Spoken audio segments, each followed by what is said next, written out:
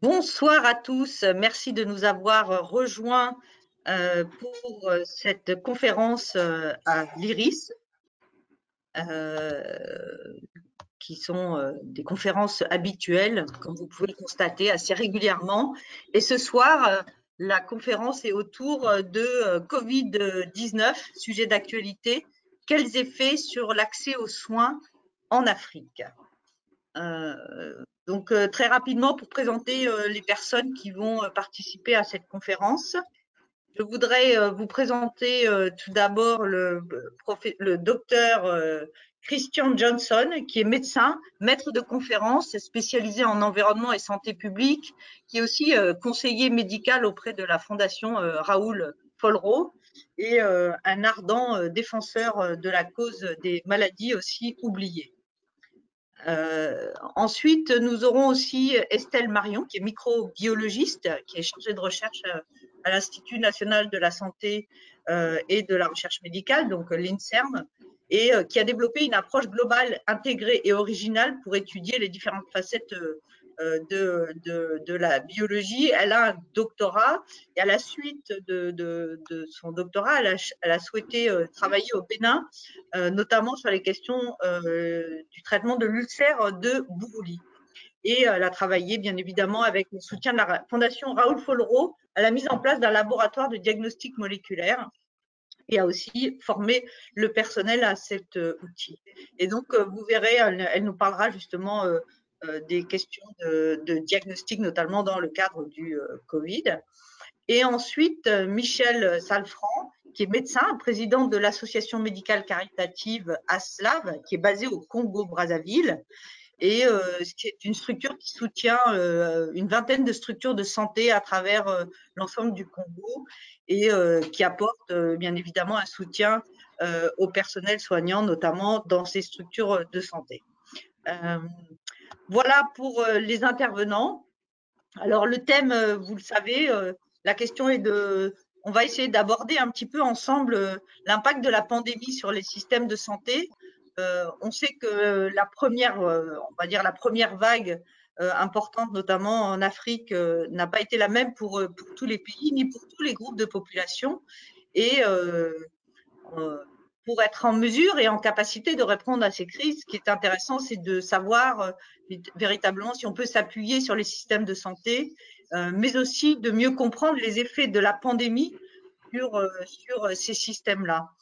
Alors peut-être pour commencer très rapidement, vous le savez peut-être pour certains d'entre vous, l'Organisation mondiale de la santé a ouvert aujourd'hui son conseil exécutif et bien évidemment la question de Covid est un peu au centre des sujets. Sur l'Afrique, très rapidement, c'est 1,4 million de cas qui ont été confirmés, c'est 32 000 décès, et c'est aussi une pandémie qui a mis à l'épreuve l'ensemble des systèmes de santé qui sont déjà fragiles. Alors, on va essayer ensemble de passer un petit peu en revue ces différentes dimensions.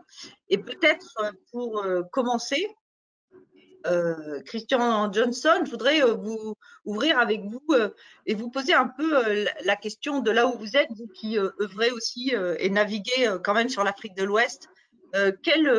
Comment pour vous les pays ont été touchés par le Covid et qu'est-ce qu'on peut dire aujourd'hui, quel état des lieux on pourrait faire un petit peu de la situation de la première vague et peut-être éventuellement si vous avez un peu de données sur la vague qui est en train de toucher de nouveau en fait le continent ou en tout cas peut-être l'Afrique de l'Ouest et puis savoir si oui ou non les pays sont-ils affectés tout à fait de la même façon. Donc je vous laisse la parole Christian, peut-être après je demanderai à Michel de nous donner aussi sa perspective. Merci beaucoup, merci infiniment de cette opportunité de débattre autour de ce thème très important, à savoir la pandémie de la COVID-19 et les systèmes de santé. Effectivement, l'Afrique, à l'instar des autres continents, a été confrontée à cette crise sanitaire majeure.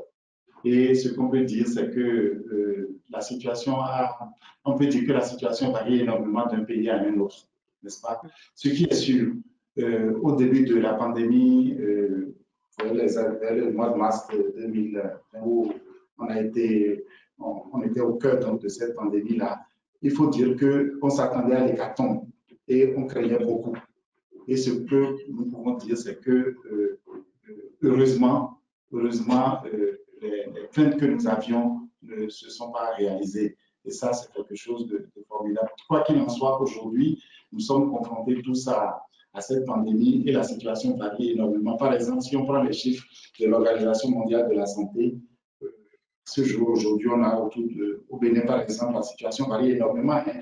3 413 cas confirmés, 146 décès au Bénin. Et si on prend, par exemple, le Sénégal, toujours en Afrique de l'Ouest, 22 738 cas et 509 décès. Donc, c'est-à-dire que vraiment, la situation varie énormément d'un pays à un autre. Mais quoi qu'il en soit, ce qu'il faut dire, c'est que presque dans tous les pays, aujourd'hui, nous sommes confrontés à la transmission communautaire de la maladie.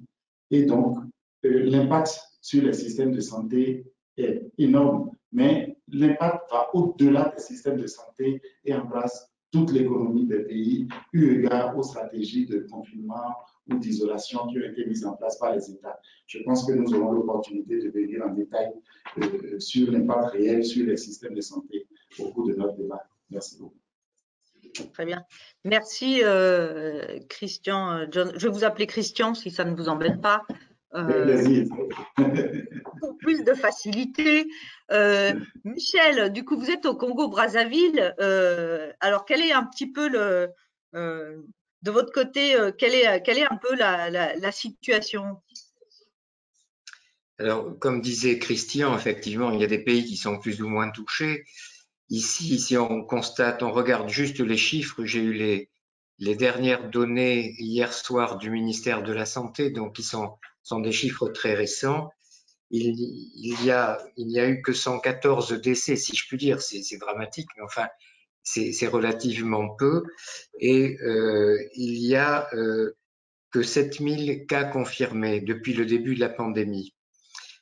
En fait, on constate qu'il y a un décalage entre tout l'environnement qui entourait cette épidémie ou cette pandémie dans la population. Tout le monde en parle, tout le monde ne parle que de ça. Et les autres problèmes de santé sont un petit peu occultés. C'est ce qui me chagrine un petit peu parce qu'il y a des conséquences dramatiques. On en reparlera tout à l'heure. Mais au niveau du ministère de la Santé, des décisions qui ont été prises, il y a beaucoup d'études qui ont été faites. Je constate qu'il y a eu des efforts qui ont été faits au niveau statistique, au niveau recueil de données, etc., qui étaient problématiques avant. Donc, ça a développé quand même quelque chose. C'est un point positif. Mais par la suite, pour tout ce qui est détection, prise en charge, etc., il y a quand même un retard considérable. C'est vrai qu'il y a très peu de personnes qui ont été testées, qui ont été par rapport à la population. Et donc, il y a très peu de structures de santé qui prennent en charge aussi les malades graves atteints de Covid. Et donc, voilà, on en est un petit peu là. Moi, comme disait Christian tout à l'heure, c'est les retentissements, les effets sur le système de santé de tout le pays qui est un petit peu ébranlé, comme s'il y avait effectivement un arbre qui cachait un peu la forêt. Là, c'est un peu dramatique. Voilà ce que je voulais dire en préambule, vous voyez, mais… Très bien. Merci beaucoup. Je ne sais pas, Estelle, si du coup vous voulez dire quelque chose par rapport à ça très rapidement. Non, c'est juste qu'au début de la pandémie, on a tous pensé que ça allait être dramatique en Afrique parce que ça allait causer peut-être encore plus d'impact au niveau sanitaire, encore plus de décès que dans nos pays parce que le nombre de lits en réa n'est pas du tout le même en Afrique et la prise en charge n'est pas la même. Et en fait, ça a été quand même une grande surprise de voir que ces taux de positivité et ces nombres de cas confirmés par PCR étaient finalement restent faibles, et bien heureusement pour l'Afrique. Et donc voilà, donc je pense que tout épidémiologiste a été assez surpris et personne n'aurait parié sur cette épidémiologie en Afrique. Maintenant, il faut chercher les causes de ça, tous les facteurs qui sont impliqués dans cette faible positivité et cette faible transmission, je pense que ce serait important de comprendre quels sont les facteurs impliqués. Après, voilà, moi aussi, il y a des variants qui sont en train de circuler et peut-être qu'ils vont devenir beaucoup plus, que la transmission va être beaucoup plus forte et que ce qui se passe en Afrique maintenant va évoluer et dans le mauvais sens. Donc, il faut vraiment garder tout ce qui a été mis en place, il faut vraiment le garder éveillé et maintenir cette surveillance pour pas être surpris dans plusieurs mois par ces variants qui peuvent tout changer et bouleverser l'épidémie actuelle, quoi. Tout à fait. Merci pour ces réponses et peut-être ce premier tour de piste.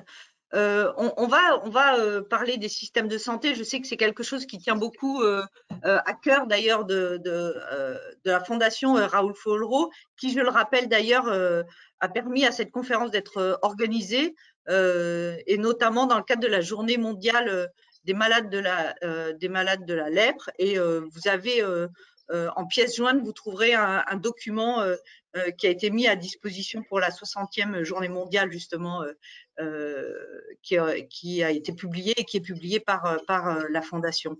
Donc, peut-être pour revenir sur ce sujet des systèmes de santé, Christian, un petit peu, qu'est-ce qu'on peut dire et quel état des lieux on peut faire? Est-ce que les systèmes de santé, il y a deux questions. Est-ce que les systèmes de santé étaient prêts face à la situation qu'on a connue de la pandémie? Et la deuxième, vous l'avez touché un petit peu, Michel, et j'aimerais bien qu'on puisse vraiment creuser beaucoup plus cette dimension-là aussi. Qu'est-ce que vous avez vu, vous, comme impact, puisque vous l'avez dit, sur l'accès aux soins, puisque c'est un peu aussi le cœur du sujet. Et puis, Estelle, peut-être on reviendra justement plus précisément sur les questions de diagnostic en termes de préparation.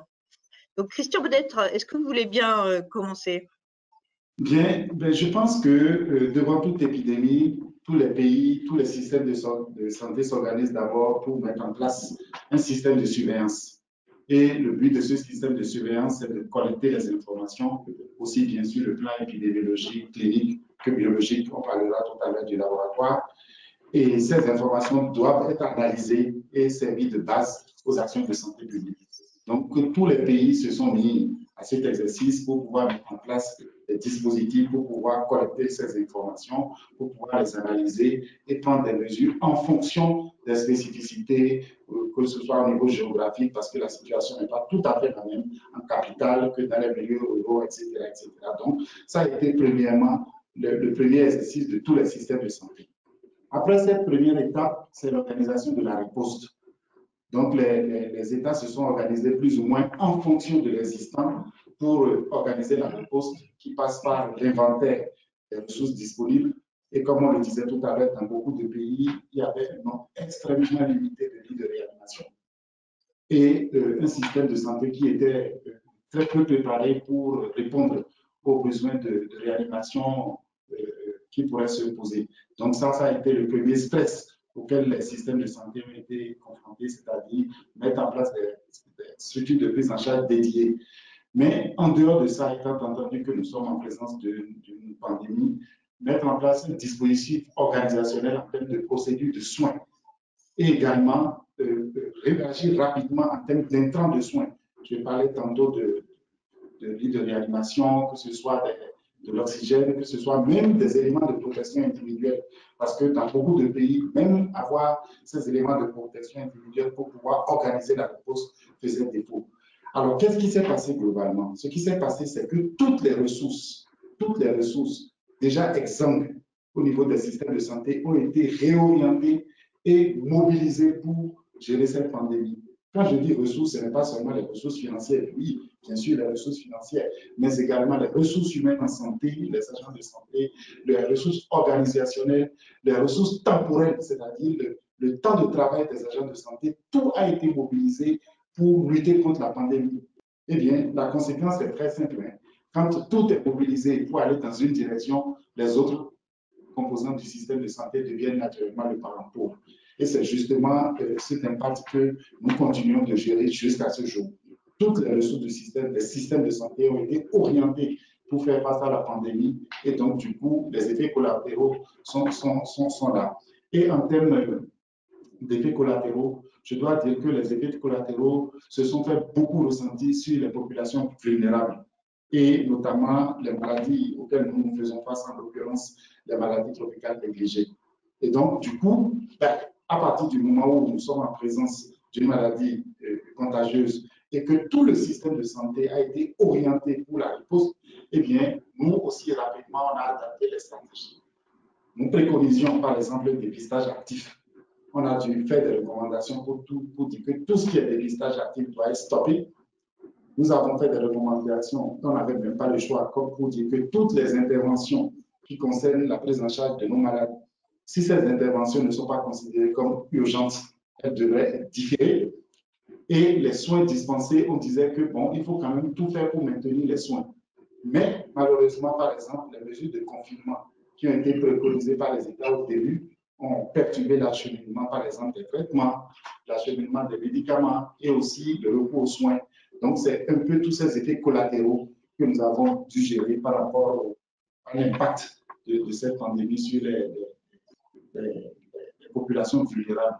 Les ressources en santé ont été, et c'est logique, hein, on ne peut pas, devant une pandémie, faire autrement, orienter et mobiliser pour faire face. Eh bien, nous avons dû gérer beaucoup d'effets collatéraux et nous reviendrons en détail, si vous le verrez bien, dans le cours du débat sur ces conséquences que nous continuons de gérer jusqu'à ce jour.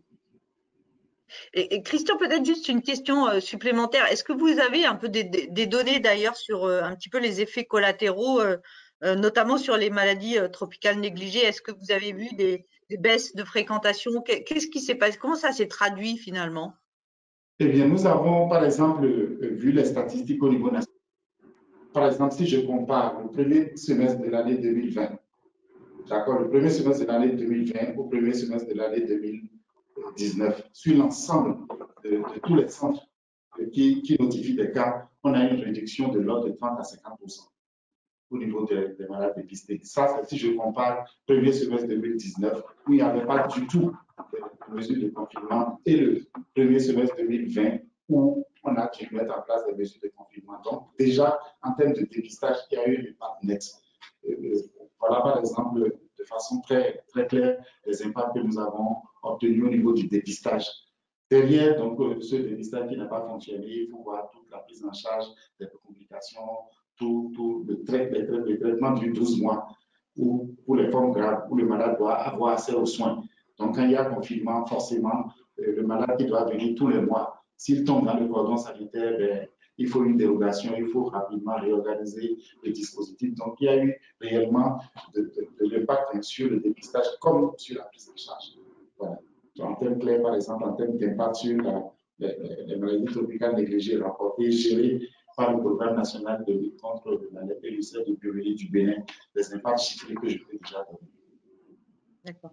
Et l'impact pour les populations, c'est quoi? C'est ne pas être dépisté, c'est peut-être, est-ce que c'est ne pas avoir accès, je ne sais pas, à des traitements au long cours? Qu'est-ce qui se passe du coup, le risque en fait d'une certaine façon pour les populations? En fait, le risque est à plusieurs niveaux. Déjà, le dépistage a chuté. Or, ce que nous préconisons, c'est le dépistage précoce. La lèpre ne commence pas des taches, ça ne commence pas par des infirmités. Et c'est lorsque nous dépistons tôt que nous pouvons traiter rapidement et le malade va guérir sans infirmité. Quand par exemple le dépistage est tardif parce que le malade, nous ne pouvons pas déployer les stratégies de dépistage communautaire, forcément les malades sont dépistés tard avec des infirmités. Ça, c'est déjà un impact réel sur la gravité. Il y a également un impact sur le traitement. Je disais tantôt que dans beaucoup de pays, on a eu pratiquement une rupture des traitements. Rupture, pourquoi? Parce qu'il y a eu une perturbation, comme vous le savez, au niveau des transports internationaux. Donc, l'acheminement des médicaments vers les pays a posé problème. Et quand il y a le cordon également, toute cette chaîne logistique qui doit amener les traitements là où les malades vivent, également, toute cette chaîne logistique a été perturbée. Mais au-delà de ces aspects purement médicaux, je pense que les désastres sont beaucoup plus économiques et sociaux. Pour beaucoup dans nos pays, pour beaucoup de populations, chaque jour presté égale recette pour vivre au quotidien. Et donc, quand pour le malade, déjà, les malades de la lèpre ou des maladies tropicales négligées qui sont les plus vulnérables, avec les confinements qui ont été mis en place, la chute des activités ou la cessation des activités quotidiennes, la vulnérabilité extrême en termes osons mettre les mots sur les faits. Donc, la famille, la malnutrition, la grande vulnérabilité liée aux conséquences économiques et sociales de cette pandémie. Et donc, nous avons à faire face, d'une part, aux problèmes purement médicaux, aux problèmes de santé publique, mais également, nous avons également à faire face aux conséquences sociales et économiques induites par les mesures qui ont été préconisées et qui sont tout à fait justes pour contenir cette pandémie. Nous pourrons revenir après sur comment tout le système de santé a été réorienté. Le même personnel de santé a dû être mobilisé pour gérer la pandémie, donc il n'était plus disponible pour les soins. Quand par exemple un malade présente une réaction, il faut qu'il soit vite pris en charge par le système. Mais si le personnel est mobilisé entièrement pour la gestion de la pandémie, quand bien même on fait l'effort de faire venir le malade au centre de santé du premier contact, eh bien, le malade sera mobilisé vers la gestion de la pandémie. Et donc, ça, c'est les conséquences que nous avons dû gérer et rattraper au fur et à mesure. Et je pense que c'est dans les mois à venir que nous pourrons encore apprécier vraiment les conséquences à moyen et long terme de ce séisme que les systèmes de santé ont connu. Bien, merci beaucoup, Christian. Peut-être, Michel, j'enchaîne avec vous sur l'expérience vraiment que vous avez vécue au Congo et en fait un petit peu, j'ai envie de dire, les tendances qui ont été assez différentes entre les villes et les zones rurales et avoir un peu votre expérience là-dessus sur le même fil de questions. Oui. Au Congo, c'est certainement des conséquences qui sont un peu identiques, peut-être moins sur le plan de la répartition des équipes soignantes, des efforts qui ont été faits par les systèmes hospitaliers ou sanitaires et vraiment axés sur le Covid. Mais les effets secondaires sont exactement les mêmes, c'est-à-dire que à cause du confinement et des mesures qui ont été prises, la population a été soumise à une baisse, si je puis dire, de revenus, etc. Donc, il y a des conséquences sociales très importantes. Ces conséquences sociales ont déclenché, en quelque sorte, une désaffection des centres de soins, des petits hôpitaux, des dispensaires, etc. Parce que les malades pensaient ne pas avoir les moyens de payer les traitements ou de payer les consultations lorsque celles-ci sont payantes. Et du coup, il y a eu une désaffection et en début de pandémie, entre le mois de mars et le mois d'août, qui a été juillet-août, ont été les 2 mois où il y a eu le plus de cas au Congo, où il y a eu plus de cas détectés et de malades hospitalisés. Et il y a eu donc une chute de fréquentation des centres de santé qui a été très importante. Ça a entraîné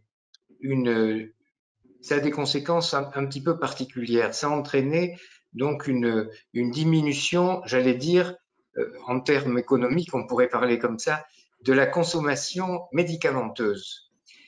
Donc, les centres de santé ont moins commandé au niveau des pharmacies centrales, des grossistes, etc.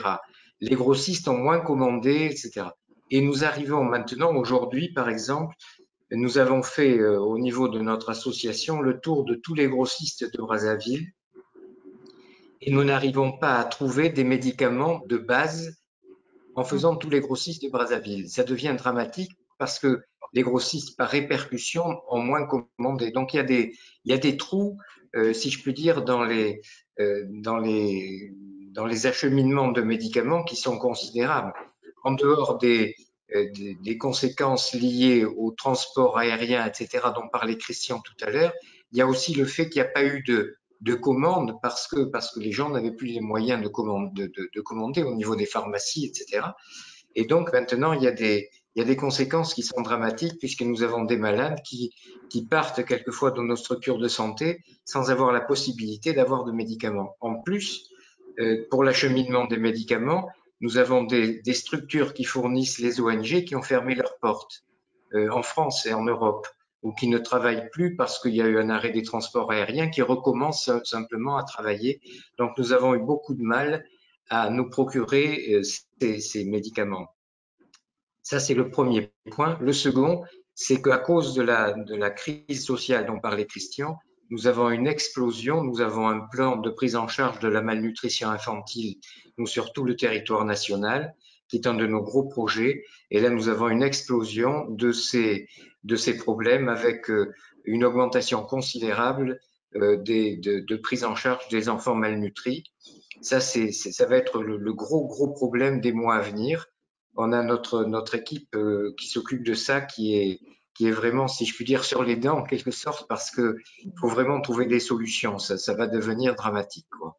Voilà, c'est les deux conséquences qui me semblent dans l'immédiat un petit peu importantes sur le plan vraiment sanitaire. Après, les répercussions sur le plan pour avoir une vue sociale un petit peu plus large, c'est très difficile à évaluer. D'abord parce qu'il y a un certain respect humain quand on parle avec les personnes, avec les malades, etc. Il y a beaucoup de choses qui ne sont pas dites, donc on a beaucoup de mal à pouvoir juger tout ça.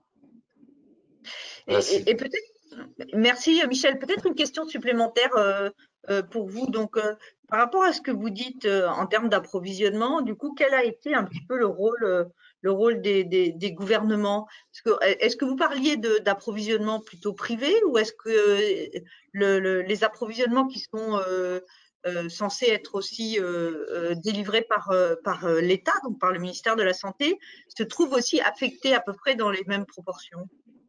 En partie aussi, puisque les structures d'État s'approvisionnent au niveau des mêmes grossistes que nous, ou certains grossistes en tout cas, qui sont à la fois aussi subventionnés par l'État. Enfin, voilà, donc je pense que ça touche toutes les structures et ça touche même les grosses structures d'État, oui. Même pour des choses, puisque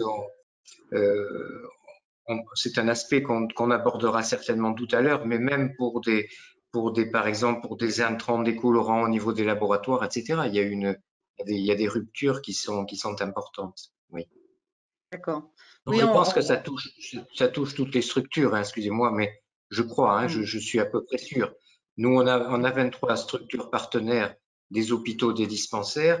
Bien sûr, les nôtres sont touchés, mais également tout le monde, hein, ça, oui, oui.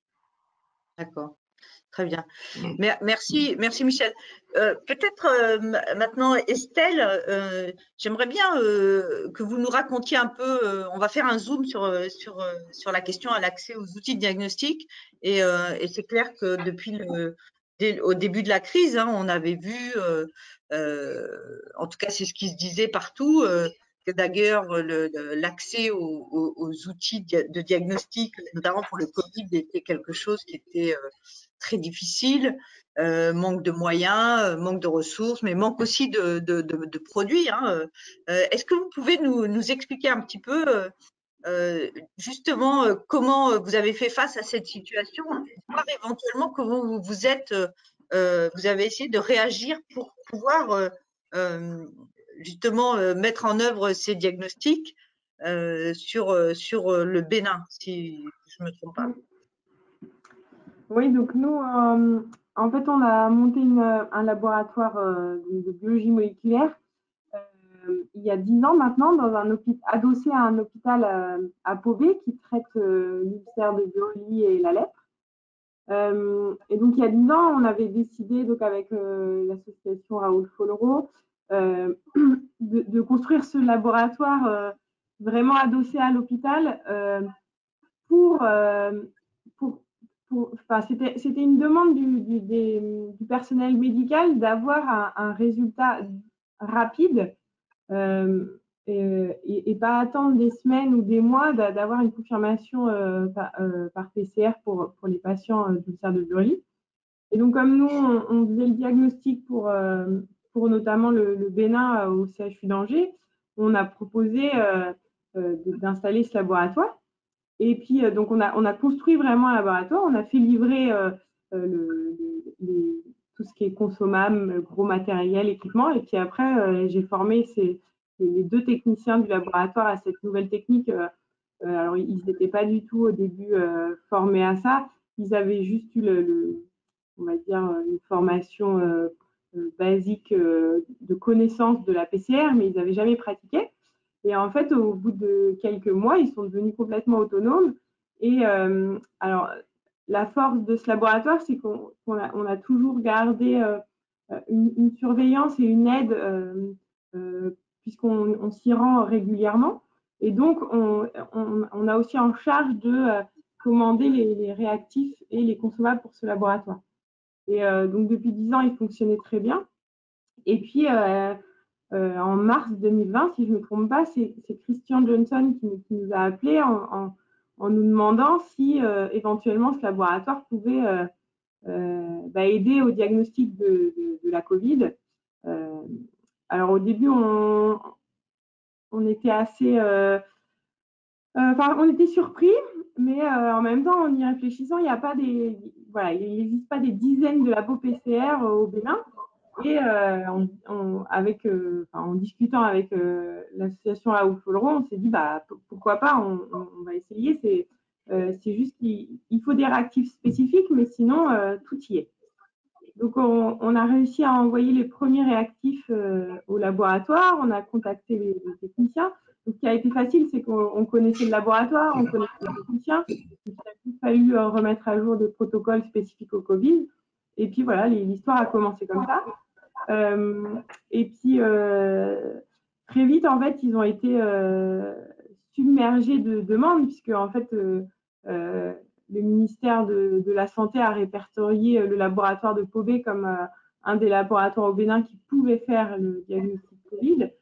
Et en fait, il a fallu recruter 2 nouveaux techniciens qui venaient de Cotonou pour pouvoir répondre à tous les prélèvements qu'ils recevaient tous les jours. Alors, juste pour vous donner des chiffres, ce laboratoire, il faisait à peu près 500 PCR pour diagnostiquer l'ulcère de Burgdorferi. Et là, ils sont passés jusqu'au mois de septembre. Ils ont effectué, de mars à septembre, ils ont effectué 31 000 PCR.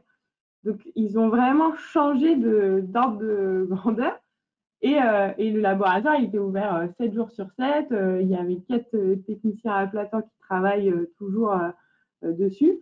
Donc voilà, ça a été possible. Mais c'était une structure qui fonctionnait déjà très bien. Déjà, quoi. Donc, comme quoi, c'est possible de s'appuyer sur des structures et de leur permettre une forme d'adaptation pour répondre à la crise.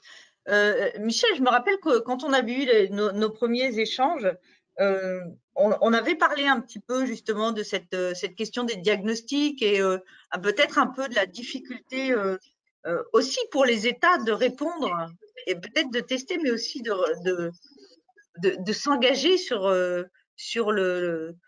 cette dynamique de tester les populations, parce qu'en face, c'était pas forcément évident de pouvoir apporter des réponses. Donc, qu'est-ce qui s'est passé un petit peu au Congo-Brazzaville d'ailleurs là-dessus?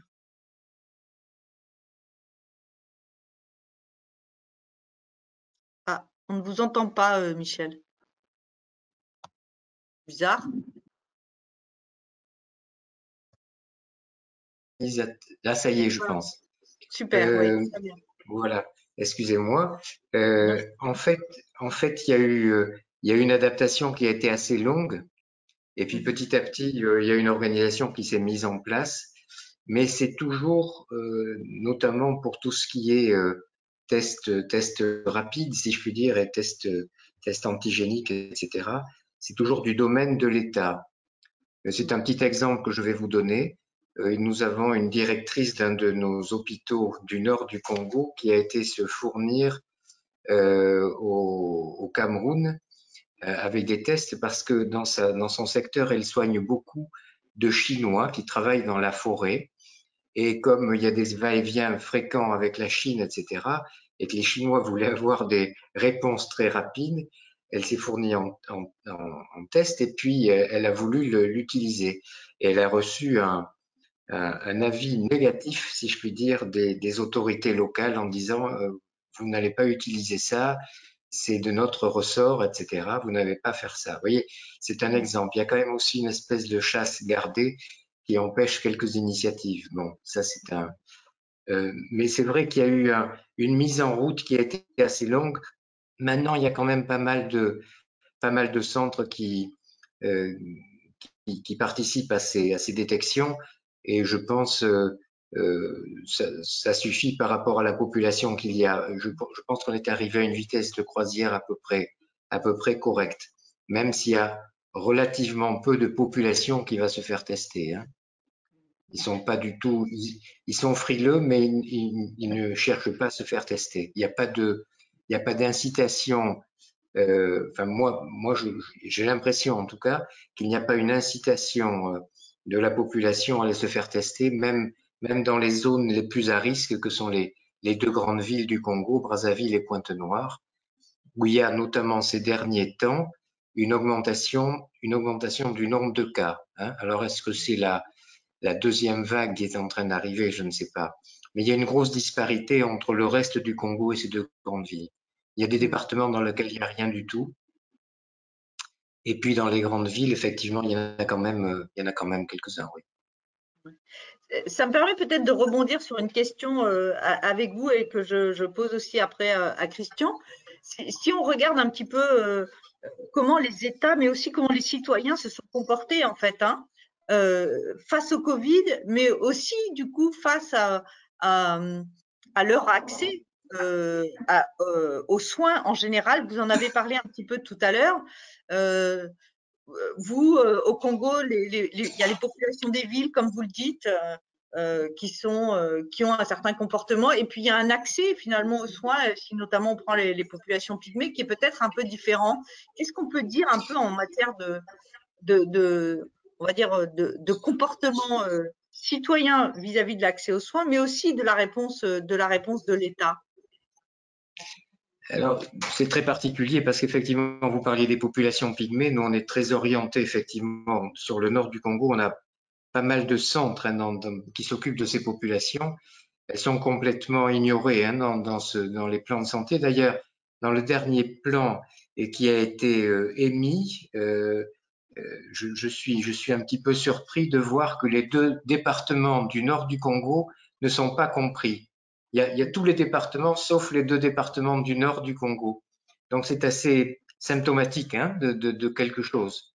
Mais chez les autochtones, chez les pygmées, pour l'instant, dans tous nos centres, nous n'avons eu aucun cas. Donc c'est quand même assez conséquent parce que nous avons à peu près on a dans le nord, on a 2 hôpitaux et 6 dispensaires. Donc vous voyez, c'est quand même ça couvre une population assez large et on n'a pas eu de cas, on a eu des suspicions, on a eu etc. mais aucun cas confirmé. Et d'une part et d'autre part, il y a quand même toute cette population est une population qui est une population, comment dirais-je, nomade, hein, qui se déplace beaucoup, qui reste dans la forêt, et pour eux, ça dit pas grand-chose. Nous avons une équipe qui va partir là en bateau pour visiter des villages qui sont complètement isolés en dehors de tout système sanitaire, et quand on leur parle de cette épidémie ou de cette pandémie, ils savent pas du tout ce que c'est. Ils n'ont pas, voilà, ils n'ont aucune connaissance de ce qui s'est passé ou de ce qui se passe dans le reste du monde. C'est très particulier, hein. Finalement, mais c'est vrai que dans la peut-être, oui, tant mieux. et par contre, les populations marginales, les populations démunies des périphéries des grandes villes ont certainement, je pense qu'il y a eu beaucoup plus de cas que ceux qui ont été détectés dans ces populations parce que les gens ne sont pas allés se faire tester. Il y a beaucoup de gens qui meurent sans avoir de diagnostic, qui sont morts sans avoir de diagnostic. Et ici, comme dans beaucoup de pays d'Afrique, quand quelqu'un est malade et qu'il a de la température et quelques symptômes variés, c'est toujours du palu.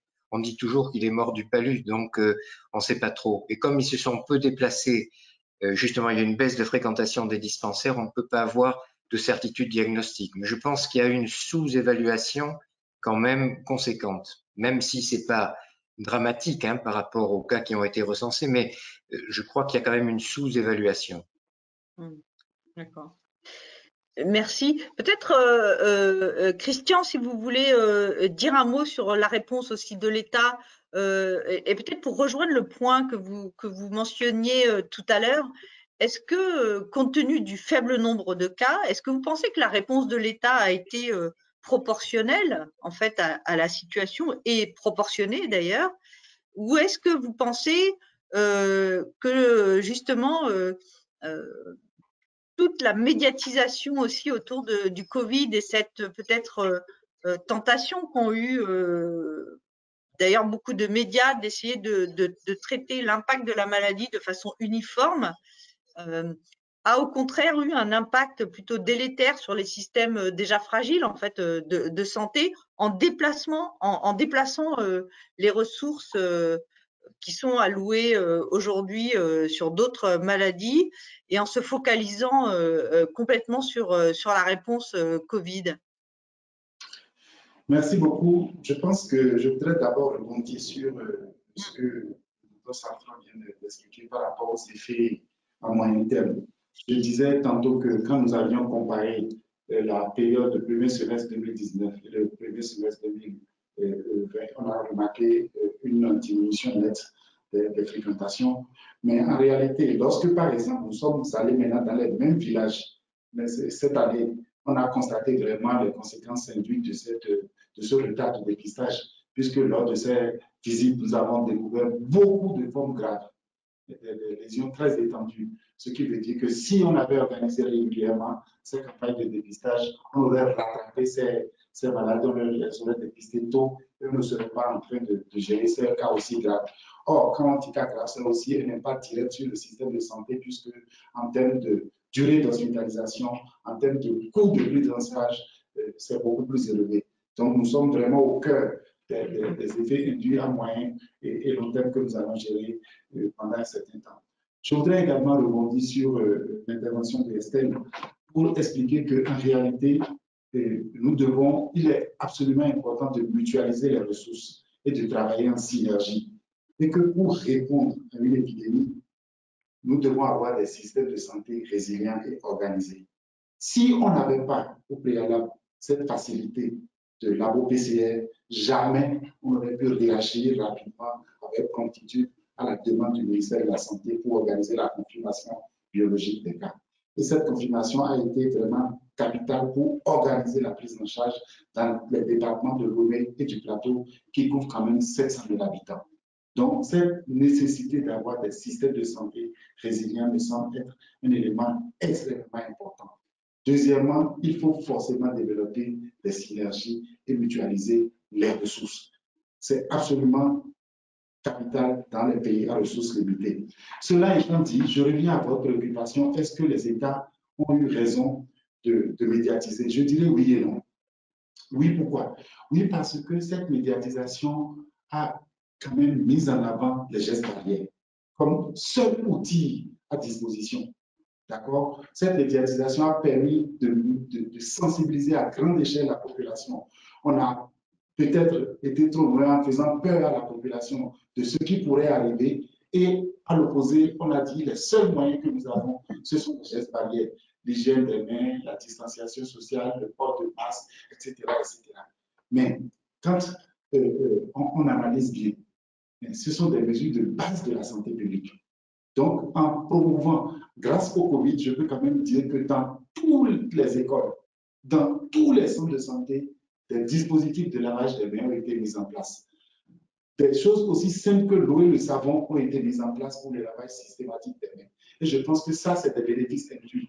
Et il faut vraiment dire que c'est quand même grâce à cette pandémie que nous avons pris conscience de ces gestes de base qui ont des effets aussi importants en termes de santé publique. Donc pour moi, le fait de cette prise de conscience a été quand même utile, puisque nous avions des lits d'hospitalisation en nombre très réduit, le système curatif n'est pas très organisé et on peut dire que par anticipation, cette prise de conscience au niveau des gestes barrières ont quand même permis de prévenir tant soit peu l'extension de la maladie. Pour nous, nous disons classiquement que Covid et lèpre, c'est le double fardeau. C'est le double fardeau parce que nous sommes en présence de maladies qui isolent, nous sommes en présence de maladies qui stigmatisent, nous sommes en présence de maladies pour lesquelles il n'y a plus de vaccin, nous sommes en présence de maladies pour lesquelles la prise en charge est compliquée. Donc pour nous, on a fait le parallélisme. Et comme je disais tout tantôt, quand nous sommes retournés dans les villages pour les campagnes de dépistage, on a trouvé des cas beaucoup plus graves. Et pour prendre le cas de la lèpre, c'est quand même 11 000 personnes chaque année qui sont dépistées avec des infirmités. Donc, cette situation va avoir des conséquences à moyen long terme sur cet indicateur qui nous échappe. Globalement, je pense que ce que nous apprenons à travers cette pandémie, c'est la nécessité d'avoir des systèmes de santé résilients. On ne peut pas construire la réponse sans un minimum.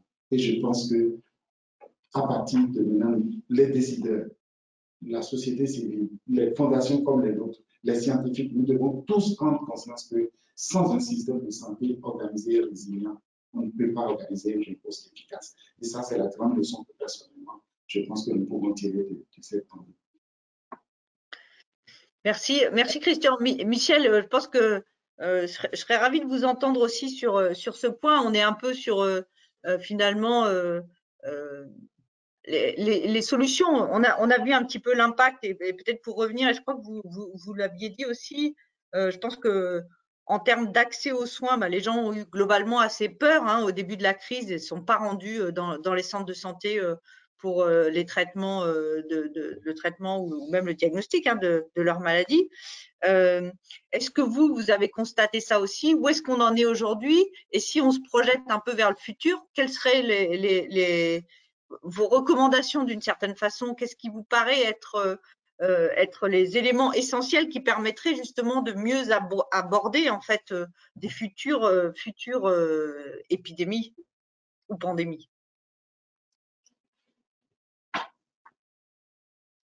On ne vous entend pas, Michel.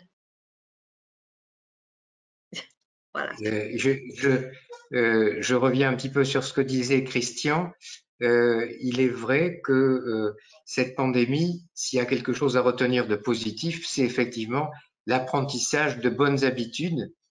Et ça, c'est vrai qu'on est surpris quand on arrive au Congo à chaque fois de voir que partout, dès notre arrivée, dans les visites de centre, dans les écoles, partout, dans les lieux où il y a un petit peu de monde, dans les magasins, parce que tout est ouvert. Les restaurants, c'est pas comme en France, les restaurants sont ouverts, etc. Mais partout, les gestes barrières sont mis en avant et avec une certaine rigueur, on est très surpris. Donc c'est un effet très positif et Christian a tout à fait raison de le souligner. Ensuite, il y a la préparation en quelque sorte du personnel soignant. Pour nous, ça a été un sujet important. On a envoyé effectivement tout de suite des recommandations qu'on espérait adapter à tous nos soignants de tous nos centres.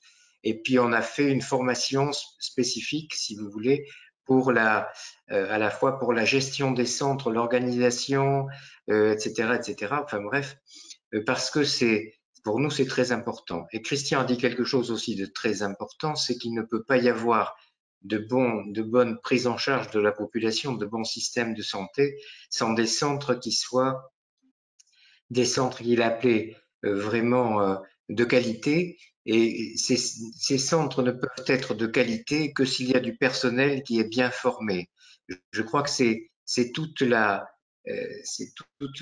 question en quelque sorte de l'avenir de la politique sanitaire là qui est en jeu, c'est qu'il faut arriver à former un personnel soignant qui soit vraiment de très grande qualité, d'autant plus que les ressources sanitaires sont faibles, que les budgets sont très faibles, etc., que les moyens sont faibles.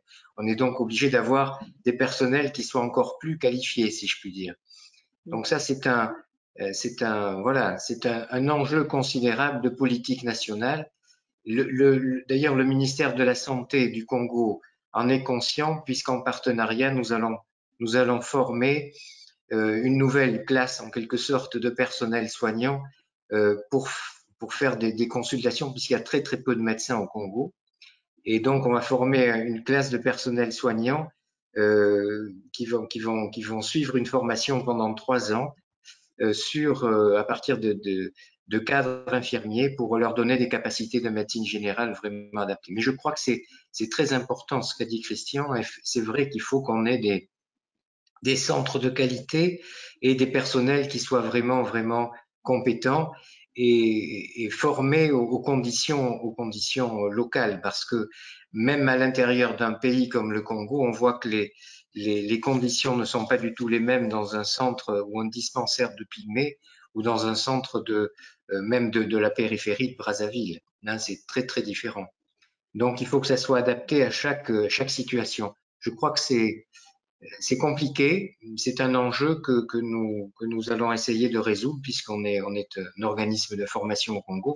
On est le plus gros organisme de formation professionnelle médicale au Congo. Donc, on fait des formations régulières, mais ça, c'est un enjeu très important. Oui. Et je remercie Christian de l'avoir abordé, parce que je crois que j'aurais oublié d'en parler. Très bien. Merci. Estelle, et après, je vais commencer à prendre quelques questions qui sont dans la chat box. Peut-être, Estelle, basée sur votre expérience, justement, un peu, qu'est-ce qu'on voit? Parce que finalement, ce que vous aviez mis en place, c'est quelque chose qui est assez exceptionnel pour le coup en matière de résilience et d'adaptation. Quelles leçons on peut en tirer, et un peu même un passage à l'échelle, j'ai envie de dire, parce que je crois que vous avez œuvré aussi un petit peu plus sur la région. C'est notre exemple à Pobé, ça montre que s'il y a au départ des moyens financiers qui sont mis dans une structure qui tient la route, et qu'il y a un suivi, alors qui peut être fait par différentes personnes, après cette structure, elle peut prendre en charge elle peut switcher, elle peut être évolutive. Et puis là, on a commencé avec le cerf de Burley, et en fait, depuis 3 ans, on fait aussi le diagnostic PCR de la lèpre à la demande de Christian. Maintenant, on fait le Covid. Elle peut maintenant être utile à d'autres maladies. Ensuite, nous, concomitant au Covid, en fait, en fin 2019, on a mis en place ce qu'on a appelé le BIU LabNet. En fait, on a réuni 11 laboratoires africains autour d'une table, et on a voulu en fait harmoniser tous les protocoles liés à la confirmation PCR de l'ulcère de Burley. Et là, à cause du Covid, on a pris du retard, mais là, on vient enfin de réussir à envoyer à ces 11 laboratoires africains tous les réactifs, alors les mêmes réactifs pour l'ulcère de Burley. Et on peut tout à fait imaginer, une fois que tout ce network se soit installé, le rendre ouvert à la lèpre, au Covid ou à une autre pandémie, et il pourra s'appuyer facilement sur ce réseau de 11 laboratoires où maintenant tout le monde se connaît, tout le monde peut demander à l'un ou à l'autre de l'aide si il a un problème dans son laboratoire. Et donc, c'est en formant des réseaux comme ça autour des laboratoires africains, cette fois-ci, ça va permettre une dynamique, et soit des organismes de recherche ou autres, de s'appuyer sur ce réseau africain. Super. Merci beaucoup. Je vais prendre, il y a plusieurs questions dans la chat box, et puis des commentaires. Il y avait une question, est-ce que finalement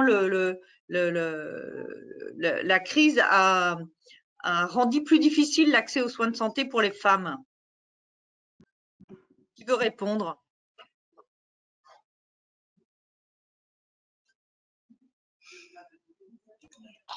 D'une façon générale, comme je viens de l'expliquer, la crise a eu un impact sur l'accès aux soins d'une façon globale. Et je pense que quand on dit accès aux soins en Afrique, prioritairement, ce sont les enfants. Ensuite, parce que nous avons une population jeune. Ensuite, et ces enfants sont conduits à l'hôpital par leur maman. Donc, forcément, l'accès aux soins, la limitation de l'accès aux soins a forcément une répercussion sur les femmes. Mais en fait, cette répercussion sur les femmes a eu d'autres facettes. Parce que aussi, même les activités économiques, le pilier des activités économiques, aller au marché, les activités de petits commerces, toutes ces activités qui constituent les piliers pour les familles, pour les ménages, ces activités sont menées par les femmes. Et les mesures de confinement qui ont été mises en place ont vraiment négativement impacté ces activités. Donc, les familles ont vraiment payé le tout fardeau et naturellement, en Afrique, c'est le système de recouvrement des fonds. Et donc, si il n'y a pas de ressources, forcément, comme le disait le docteur Satran, forcément, ça a un impact réel sur l'accès aux soins. Je voudrais également faire un petit retour en arrière pour dire qu'avant la pandémie à COVID-19, nous avions fait face à l'épidémie de Lassa. Nous avons fait face à l'épidémie d'Ebola. Nous avons fait face à la pandémie à COVID-19. Et tout ça, c'est chaque année pratiquement. Et pour les maladies tropicales négligées à manifestation cutanée, que ce soit Lassa, que ce soit Ebola, que ce soit COVID, c'est les mêmes mesures d'hygiène de base que nous préconisons. Comment on peut faire une lutte efficace contre tout ça si on n'a pas de services de base? Et c'est pour ça que nous insistons beaucoup sur l'intégration et la mutualisation des ressources. Les mêmes mesures qui serviront à prévenir les complications de la lèpre, les mêmes mesures qui serviront à faire des pansements, des ulcères de l'urine précocement pour que ça ne s'infecte pas, ce sont les mêmes mesures qui serviront également à prévenir les épidémies. Donc, c'est vraiment important de mutualiser les ressources. Et pour nous, on dit finalement, cette pandémie doit être une prise de conscience qu'on ne doit pas négliger les approches les plus simples et efficaces au service des plus démunis, au service des plus vulnérables. Et en ce faisant, on va également contribuer à la prévention de la pandémie, mais on va aussi prévenir les complications des maladies graves comme la lutte contre la lèpre, la lutte contre le cerveau. Et pour cela, les ressources doivent être mutualisées et dans des systèmes de santé résilients. Et ce point est un point très important sur lequel je voudrais insister. D'ailleurs, il y a une question qui a été posée sur la résilience. C'est une personne qui demande comment booster la résilience des populations africaines face aux conséquences socio-économiques de la situation sanitaire des fragiles. Qui veut répondre à cette question? C'est compliqué. Oui, c'est une question très compliquée là. Surtout pour des soignants, parce que ça dépasse le cadre un petit peu de nos compétences, enfin des miennes en tout cas. C'est compliqué, oui. Je pense que, en fait, notre ami pose la question des déterminants de la santé. En fait, pour avoir la promotion d'une bonne santé, il faut un minimum de développement. La santé et le développement sont des liens très étroits. Et donc, si on a un minimum, si on voit par exemple la carte de la lèpre dans le monde, on superpose la carte de la distribution de la lèpre et on superpose la distribution de la pauvreté, on voit que les deux se superposent très très bien. Donc, la capacité de résilience est liée à la lutte contre la pauvreté. Donc, il faut que ces deux facteurs ne soient pas dissociés. Je parlais tantôt des femmes. En fait, les mesures de confinement qui ont été mises en place ont plombé les revenus des femmes. Et ça a eu pour conséquence, comme le docteur Salfran le disait, automatiquement l'augmentation de la malnutrition. Ça, c'est une conséquence directe du défaut de résilience et directement lié à la pauvreté. Donc, le développement est un déterminant majeur de la santé. Et il faudrait penser globalement les choses. C'est pour ça que nous, au niveau de notre approche, nous insistons beaucoup sur les stratégies que nous appelons les stratégies transversales, où avec une pierre, on peut faire plusieurs coups et élever le niveau élever le niveau. Et quand on élève le niveau, eh bien, les déterminants de la santé s'améliorent. Donc, je pense que la question est une question très profonde, mais qui ne peut se comprendre que dans cette perspective-là. Merci. Oui, je vous en prie. Est-ce que je peux revenir sur une conséquence qui, pour nous, que j'ai oubliée, mais qui est une conséquence importante et dramatique? C'est avec l'apparition de cette pandémie et de cette raréfaction je veux dire, de la fréquentation dans les dispensaires, etc. Il y a une consommation beaucoup plus importante de la population en faux médicaments, qui sont vendus dans la rue, etc., avec des conséquences dramatiques. Et nous avons eu des exemples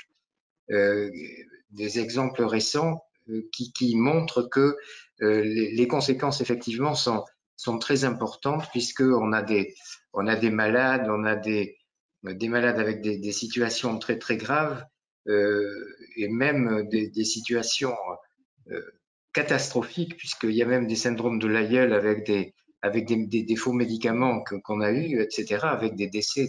Donc, vous voyez, c'est des choses qui sont peut-être peu abordées, mais qui sont la conséquence aussi de tout ça. Les gens ne se déplaçaient pas pour aller consulter ou pour aller dans les pharmacies, etc., mais ils allaient acheter, parce qu'ils avaient un mal quelque part, ils allaient acheter des médicaments qui sont en fait des faux médicaments chez des vendeurs de rue, quoi. Et donc avec des conséquences sanitaires très importantes et des conséquences pour les familles aussi. Voilà. C'est une parenthèse, excusez-moi, hein, je vous ai arrêté dans d'autres directions là. Non, pas de souci. On répond aux questions, c'est parfait, parce qu'il faut, c'est bien de rajouter des points. Et d'ailleurs, n'hésitez pas à me faire des petits signes quand vous souhaitez rajouter quelque chose. Donc,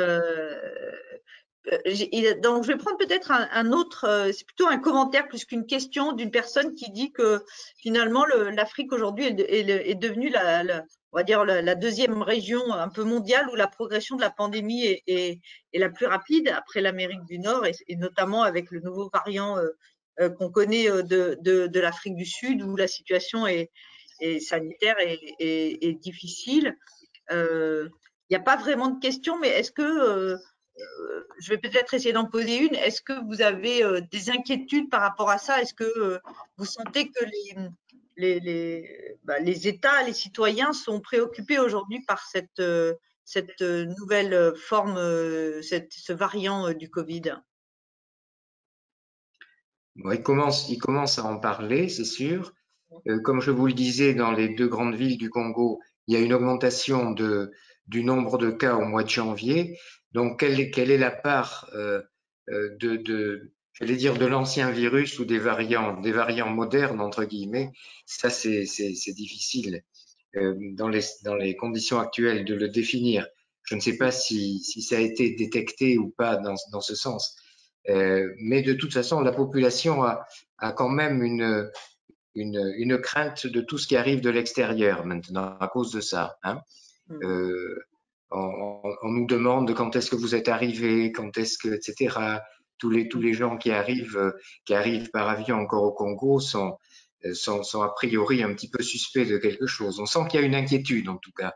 Maintenant, pour l'avenir, c'est difficile de faire des pronostics parce que je crois que c'est trop compliqué. On s'est trompé dans les pronostics au mois de mars et avril.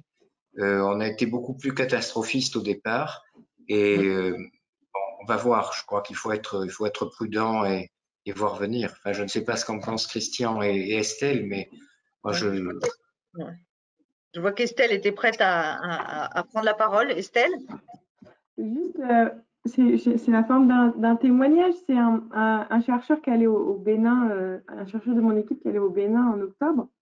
Et en fait, il a été incroyablement surpris, arrivé à l'aéroport, de la prise en charge de tous les passagers avec dépistage antigénique, PCR pour tout le monde, incroyablement bien organisé, avec un rendu de la PCR en 24 heures et strictement la même chose à son retour avec un test à effectuer avant de prendre l'avion.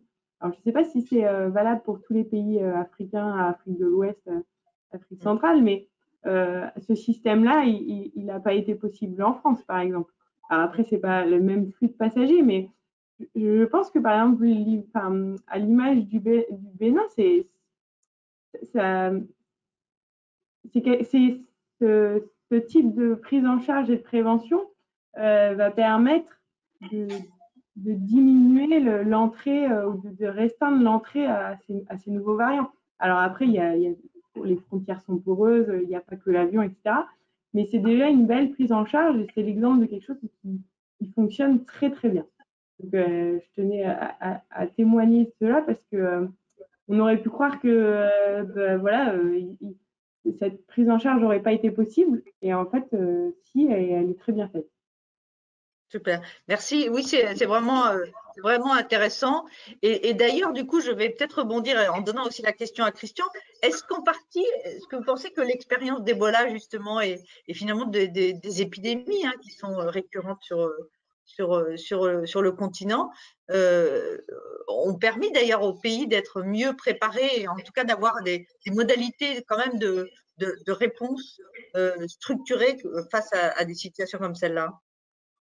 Justement, je pense que, comme je le rappelais tout à l'heure, depuis déjà quelques années, les systèmes de santé sont appelés à faire face à des épidémies, Lassa, Ebola.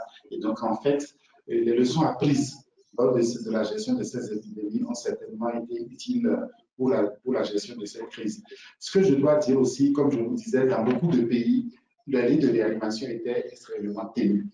Et donc, si on redoutait les conséquences, c'est pour ça que il faut saluer les mesures énergiques de prévention que les États ont déployées. Je disais tantôt que finalement, il faut se réjouir des effets induits de cette médiatisation qui a permis cette prise de conscience.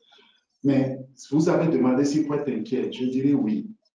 Pourquoi? Simplement parce que on constate bien qu'avec il y a eu un constat, c'est que les mesures préventives vigoureuses qui ont été mises en place ont eu leurs effets. Incontestablement, ça a permis quand même de contenir la transmission communautaire. Par exemple, quand il y a quelqu'un qui est positif, comme Estelle vient de le dire, il est isolé, ses contacts, son entourage est testé, et puis voilà. Donc, on a quand même plus de mesures énergiques. Alors, avec l'été, moi, j'ai constaté que, notamment pendant la période des fêtes de fin d'année, il y a eu un relâchement.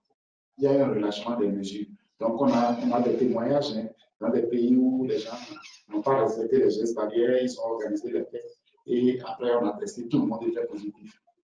Donc, ça, c'est l'inquiétude que j'ai. C'est-à-dire qu'il faut à tout prix qu'on reste mobilisé sur les gestes barrières parce que finalement, c'est efficace. On reste mobilisé sur les gestes barrières et qu'on ne relâche pas. Parce que si on relâche, eh bien, comme on a dû constater, la pandémie va revenir et nous serons encore face à des problèmes très importants alors que nous n'avons pas fini de gérer les conséquences à moyen et long terme de la première vague. Inquiet, oui.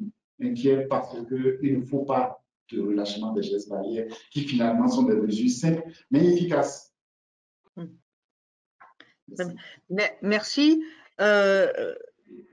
Vous vouliez rajouter quelque chose ou je peux passer à une autre question, Michel, vous vouliez rajouter quelque chose? Non. Donc, il y a une personne qui pose une question qui dit que, d'après le journal du Monde, les pays occidentaux ont acheté de quoi vacciner 3 à 5 fois leur propre population.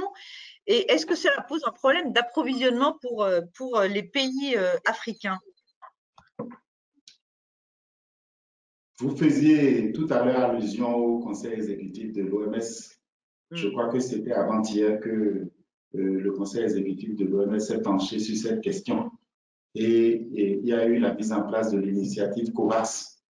Et cette initiative vise donc à rendre disponibles des doses de vaccins au cas où ce serait validé, faire en sorte qu'il y ait des doses de vaccins disponibles pour les pays pauvres. Je crois que dans l'initiative COVAX, il y a Bill Gates, il y a un certain Gavi, il y a un certain nombre de sponsors de vaccins et cette initiative vise à mettre ces vaccins à la disposition des pays africains. Quoi qu'il en soit, je pense que les vaccins vont venir, on va les mettre en œuvre et tout ça. La chaîne logistique, tout ça va venir. Mais je voudrais insister sur les gestes barrières. Les gestes barrières, et comme elle l'a dit, il ne faut pas que les États baissent les bras.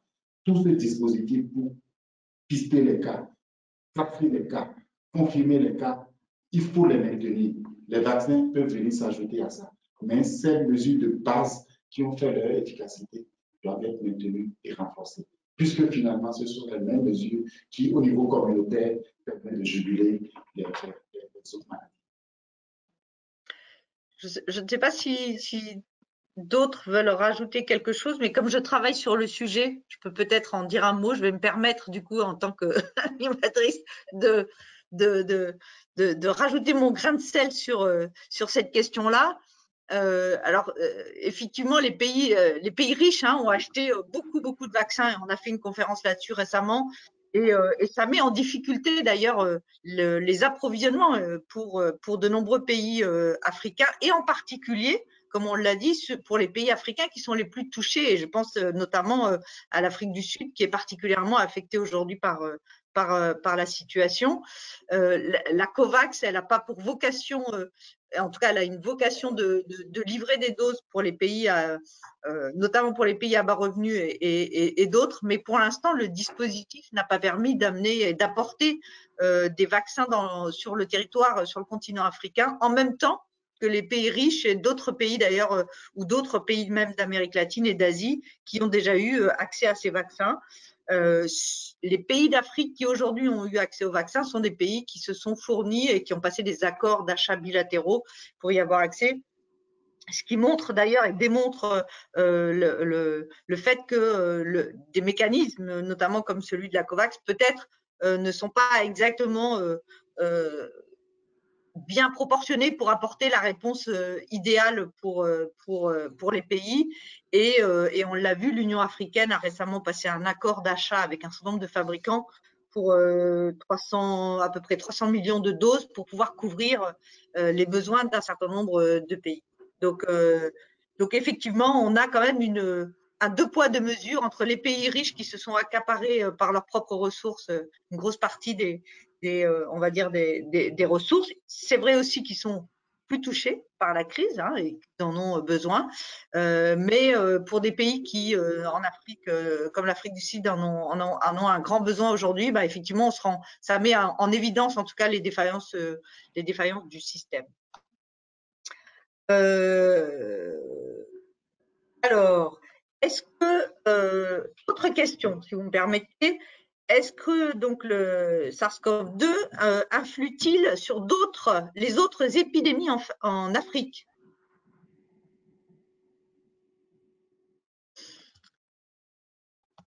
Alors, je pense que c'est quelque chose qui est actuellement très peu étudié, et je pense qu'il va, à ma connaissance, je ne sais pas si nous disposons d'études scientifiques prouvées pour répondre à cette question. Et je pense que la question doit être encore documentée. Je ne sais pas si Estelle ou Safran, vous avez des réponses plus précises à cette question. En termes de prise en charge, oui, sans aucun doute.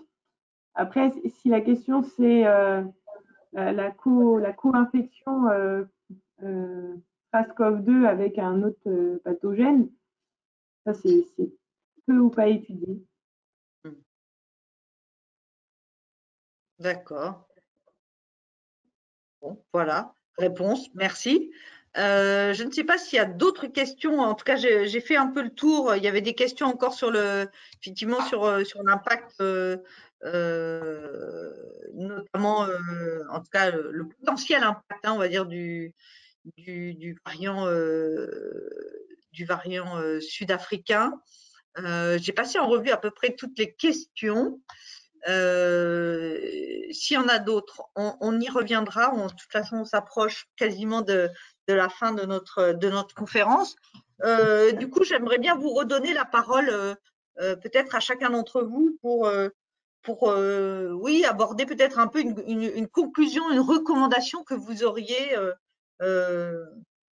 vous ayant vécu chacun d'entre vous en fait la première vague, vivant les réponses qui ont été apportées et puis une leçon pour peut-être pour le futur. Qui veut commencer? Je vais peut-être lancer les hostilités, comme on dit. Je pense que si je rebondis sur ce que Estelle a dit tout à l'heure, le centre de colère a été en mesure de répondre parce qu'il y avait un dispositif en place. Et donc, pour organiser ce dispositif, au préalable, il faut des ressources. Et comme je disais tantôt, la lèpre et la COVID-19 pour nous, c'est la tempête pour les plus fragiles. Les 29, 30 et 31 janvier, on va organiser une collecte pour justement collecter des ressources qui serviront justement à mettre en place des systèmes de santé résilients, à mettre en place des dispositifs au niveau communautaire pour pour prévenir, pour apporter des services de base en termes d'oxygène et d'assainissement, de dépistage précoce, etc., etc. Donc vraiment, ces ressources vont être également utiles pour la COVID. Donc c'est un appel que je voudrais lancer pour dire que vraiment la COVID ne doit pas faire oublier les problèmes de fond auxquels nous sommes confrontés et justement les ressources doivent être mutualisées comme c'est le cas aujourd'hui. C'est grâce aux différentes ressources collectées qu'on a pu mettre en place le laboratoire de Roubaix qui a servi à la lutte contre la COVID. Donc, les 29, 30 et 31 janvier, on aura la journée mondiale contre les malades de la lèpre où on va organiser une collecte adaptée au contexte avec les gestes barrières et tout. Et donc, vraiment, nous devrions sensibiliser le public pour que nous puissions avoir les ressources nécessaires pour continuer à travailler efficacement au niveau des communautés. Merci Christian. Ce que vous dites, c'est que finalement, le renforcement des systèmes de santé, il est assez central dans la capacité de réponse. Et si on ne travaille pas sur ce renforcement, qui d'ailleurs, je me permets de faire une parenthèse, est une priorité du gouvernement français, notamment au sein de cette grande entité qui essaye d'apporter une réponse à la Covid. Mais c'est vrai que c'est une dimension qui a du mal et qui peine à trouver les ressources dont elle a besoin pour permettre en fait à tout le dispositif de répondre aux épidémies, mais aussi aux autres maladies. Alors, j'entends bien votre appel ce soir sur ce sujet-là. Estelle, Michel, qui se lance? Ah. On ne vous entend pas, Michel, de nouveau. Non. Ah. Votre micro. On n'entend pas votre micro, Michel. Que se passe-t-il?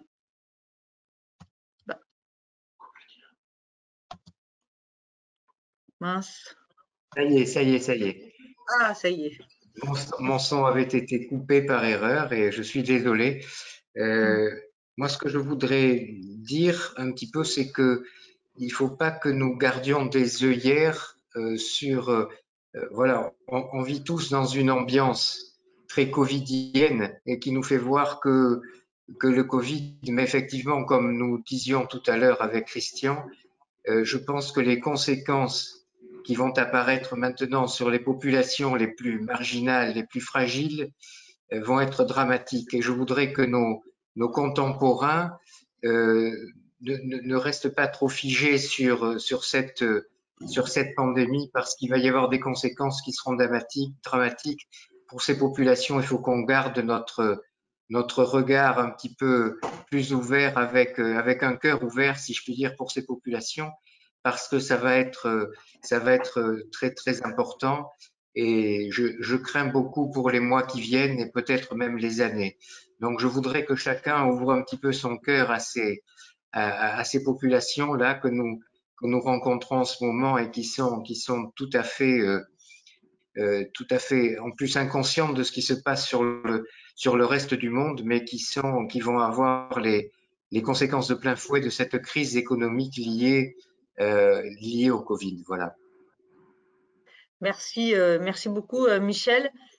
Estelle? Non, pour finir, et pour rebondir sur l'accès aux vaccins, l'approvisionnement en médicaments, on a le même problème sur l'approvisionnement en consommables et réactifs dans les laboratoires, aussi bien dans les nôtres en France qu'en Afrique. Et juste pour une petite histoire pour finir, c'est qu'en fait, la Fondation Raoul Follereau a permis d'amorcer le dépistage Covid à Pau-B, et ensuite c'est des dons de la Chine qui a permis en fait d'abonder en termes de consommables, de réactifs et même d'équipements. Et en fait, il va se poser la question dans les mois à venir s'il n'y a plus de consommables qui arrivent au laboratoire, il y aura plus de dépistage non plus. Donc, c'est des questions compliquées. Et si un maillon s'arrête dans l'approvisionnement, il va y avoir une pénurie et l'impossibilité de faire des confirmations diagnostiques, alors que c'est quand même la clé pour la surveillance et le maintien des gestes barrières. Donc, je finis un peu sur une note inquiète, je suis désolée, mais voilà. Non, mais en même temps, c'est intéressant ce que vous dites, c'est-à-dire que vous avez, en tant qu'institution aussi française, hein, vous avez finalement mis en place un dispositif qui peine à trouver le soutien dont il a besoin au niveau peut-être des autorités financières françaises. Et donc, je ne sais pas s'il y a des gens du ministère des Affaires étrangères ou de l'AFD qui sont dans l'audience, mais on peut leur lancer un appel en tout cas pour soutenir ce type d'initiatives que vous avez mis en place, parce que en matière de durabilité, justement, c'est assez important. Merci beaucoup pour cette intervention. Je ne sais pas si vous voulez rajouter un mot de la fin, chers panélistes, avant que nous clôturions cet échange que j'ai trouvé très riche et instructif. Si, un mot de la fin pour remercier. Ah, c'est gentil, merci beaucoup. Et moi, je vais surtout remercier la Fondation Raoul Follereau d'avoir permis en fait à ce que cette conférence ait lieu. Voilà, je rappelle que vous avez, pour ceux d'entre vous, je ne sais pas si vous avez bien vu, mais il y a un document donc de la Fondation qui est mis à votre disposition dans la petite chatbox sur le côté, et qui est en fait un document produit notamment dans le cadre du 68e anniversaire de la Fondation. Derrière les maladies négligées, il y a des personnes oubliées. Et j'ai envie pratiquement de finir sur ce mot-là, parce qu'en fait, c'est de remettre, par rapport à ce que nous disons depuis tout à l'heure, d'essayer de remettre l'humain et la situation humaine au centre des préoccupations pour y apporter les meilleures réponses. Voilà, donc ce sera ma petite conclusion. Je vous remercie à tous. Merci aux participants d'avoir été avec nous. Merci encore à la Fondation Raoul Follereau. Merci à vous d'avoir gentiment partagé votre expérience et vos expériences. Et on se dit, écoutez, à très vite, à une prochaine. Merci beaucoup. Merci Au revoir. beaucoup. Au revoir. Au revoir.